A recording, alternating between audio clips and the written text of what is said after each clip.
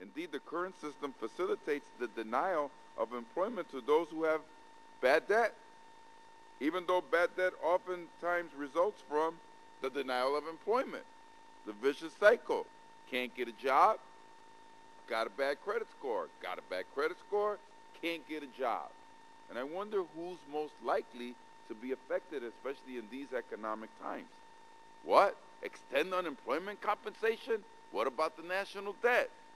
Well, I have a way maybe we could settle unemployment compensation. How about letting somebody get a job and prove who they are without some mysterious number coming out of a black box somewhere where nobody knows about it?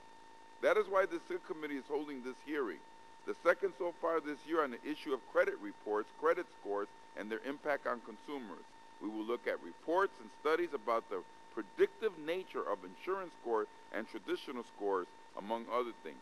But as we do so, we also need to look at the basic guiding principles of equity, fairness, and transparency. Some have contended that there is no disparate treatment of minorities in credit-based insurance scores.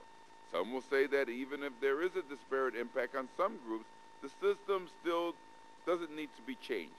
The question of how predictive a credit-based insurance score is on an insured's likelihood to file a claim is important, as it is the predictive value of traditional credit score used for credit granting.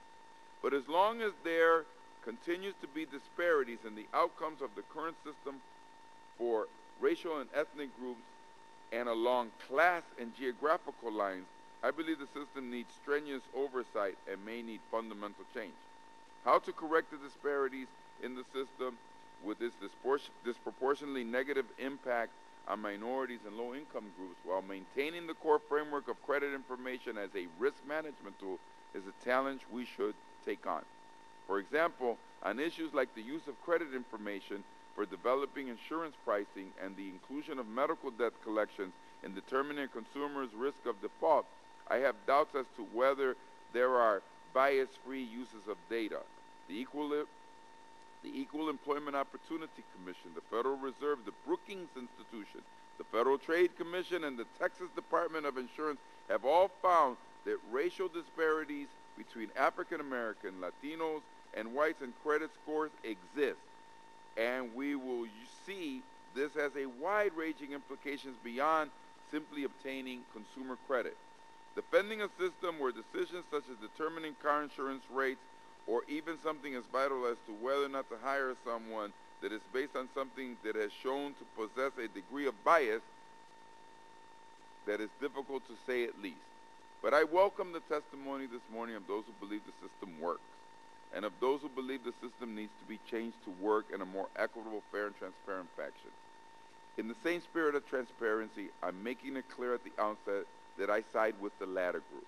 I don't think you needed any sort of score to predict that from my point of view. In order to persuade this committee from moving forward on legislation that would strongly limit what we believe to be unfair practices, the industry witnesses before us must prove to me that not only are the practices we call into question scientifically predictive, but more importantly, they are fair and equitable to all Americans.